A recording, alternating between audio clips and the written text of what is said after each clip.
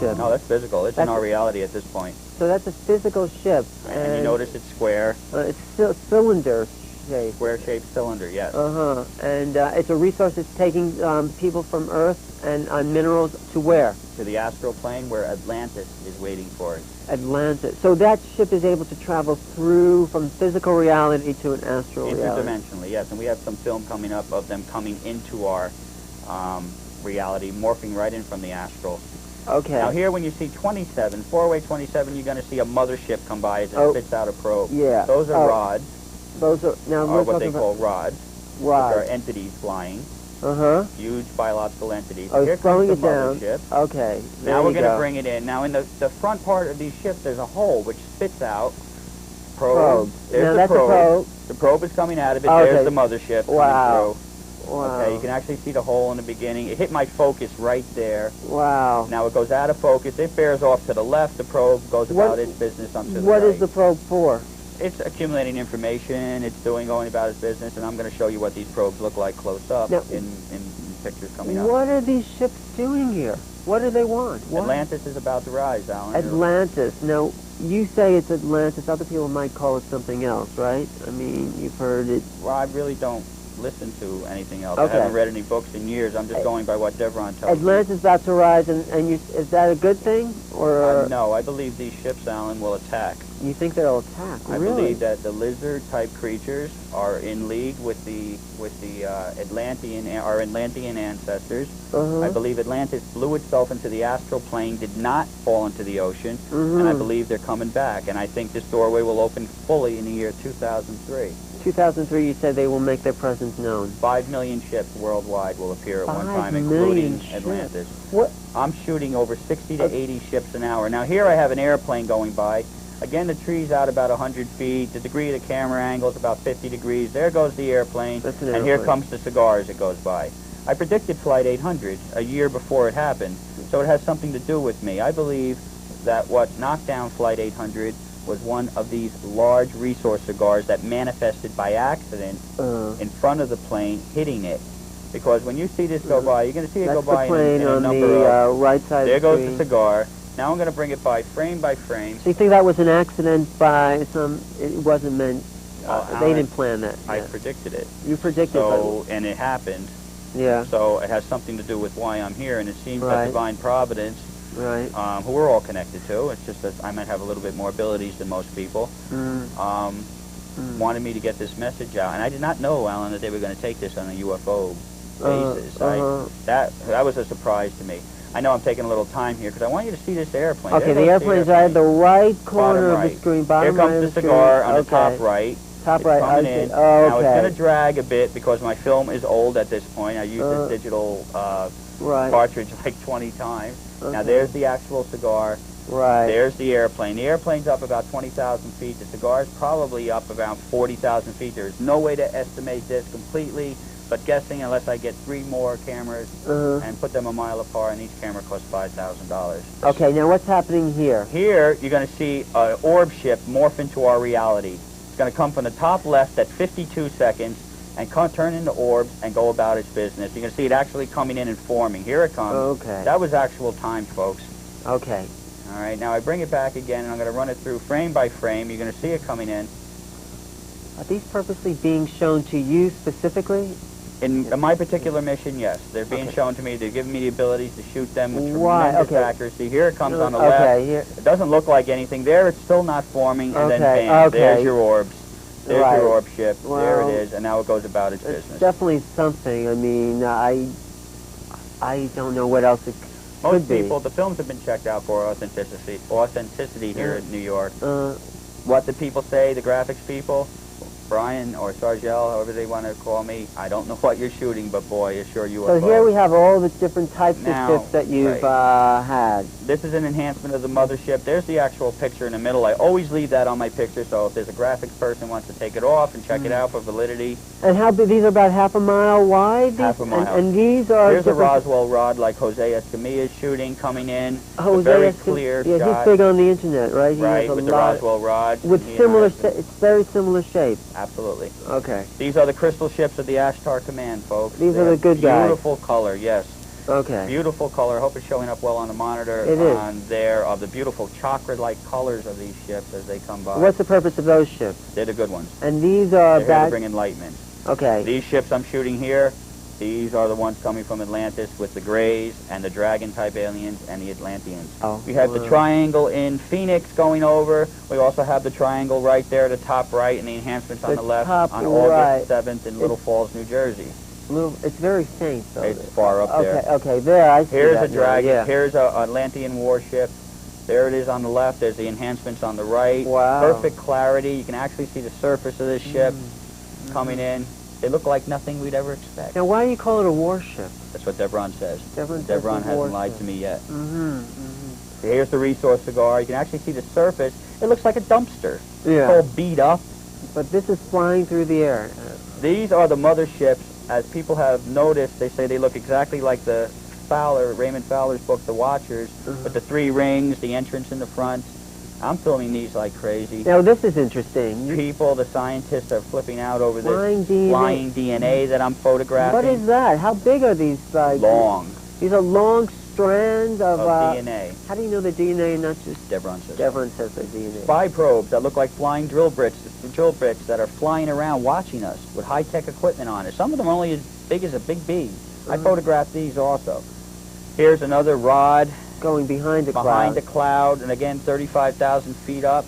And what's this? Dr. Bruce Cornett made a correlation between the Watchers from Betty Andreessen's description of the motherships and my pictures, and they look exactly the same.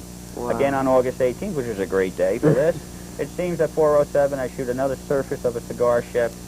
More orbs on August 18th. Are these constantly going through the air and you're just able to capture them? Alan, they're up there every day. Anytime right now somebody's outside looking at a blue sky, they're going right by. They're just traveling at tremendous speeds. So you need a digital camera and... No, you can shoot with a regular camera. A regular camera. But you have to know what you look for. People do not look at things. That's why they're missing them. But everybody, here's another resource cigar, everybody at some time in their life has been talking to somebody on a clear day and caught a little glint of something shiny in the sky. They look, and there's nothing there. They're like, gee, I thought it was an airplane. You just caught one hitting the sun, with the sun reflecting off of it out of the corner of your eye. I call this cigar my flying corkscrew. I've come to see in the actual pictures that they're actually screwing themselves through the atmosphere. They're taking full advantage of our reality. It is much easier to put a screw through wood than to hammer a So they're nail going from physical, three-dimensional to an astral reality and back. Yeah. We will not see this unless you're looking for it. How come these don't have the classical UFO form? Because I believe that the government spends $10 million a year debunking UFOs and $20 million a year making sure that you know what they look for. Look like round, saucer-like ships with lights on them. Okay, I shot this right through the stratosphere. And why don't these look like that? Because these are the real things. Because these are the real things. And the other stuff you're saying is... I believe a lot of setups. Really? Now, whether the individual, I'm not saying that the individual that's taking the picture is set up. Yeah. They just might be picking an individual out and making sure that he why is the government doing that?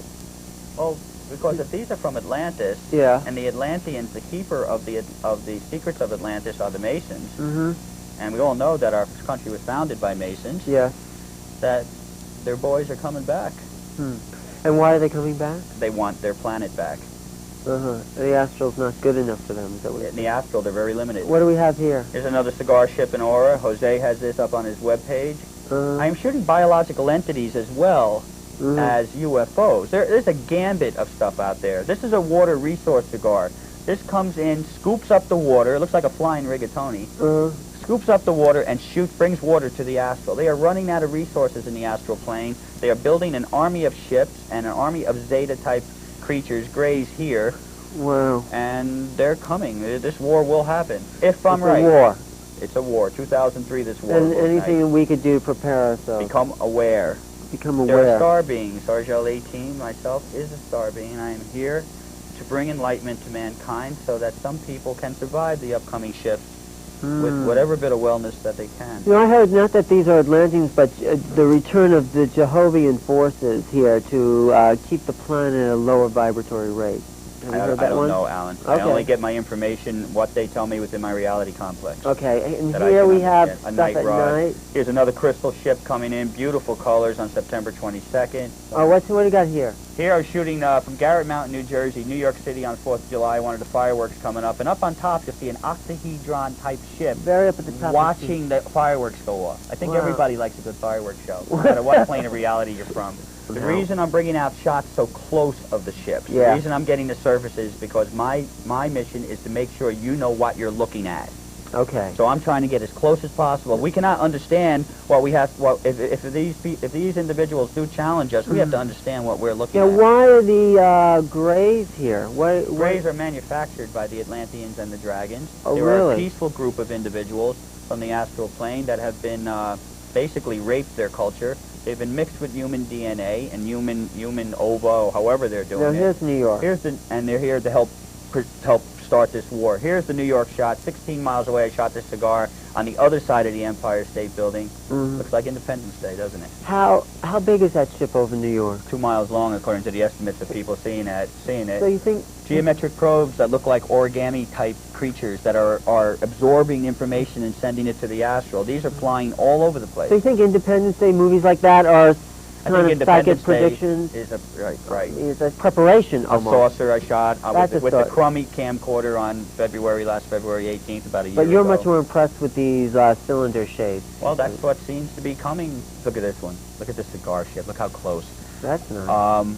These bugs that are on the other side of these clouds, 35,000 feet up, Alan, if they are bugs, then we better forget the UFO stuff, because we're in a lot more trouble as a human race with mile-long bugs flying around. Wow. Here's another mothership. You see the 3 rings, the classic mist coming off. It's screwing itself through the atmosphere, taking full advantage of our reality. Okay.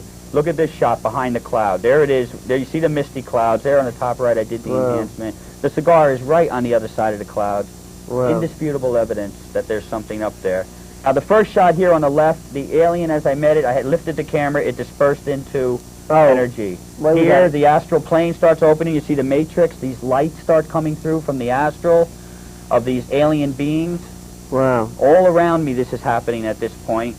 Wow. Then orbs appear everywhere around me, and I photographed them. Hundreds and hundreds of orbs. These are not like any lights from anywhere. These just appear. This is an open field. You're going to see on the shot of the actual alien, which is a lizard, and you're going to see it in third dimension right here. You'll see what the field looks like. Look at these orbs everywhere. These are all entities from the astral. They're all around me at this point. And why are they making themselves known to you?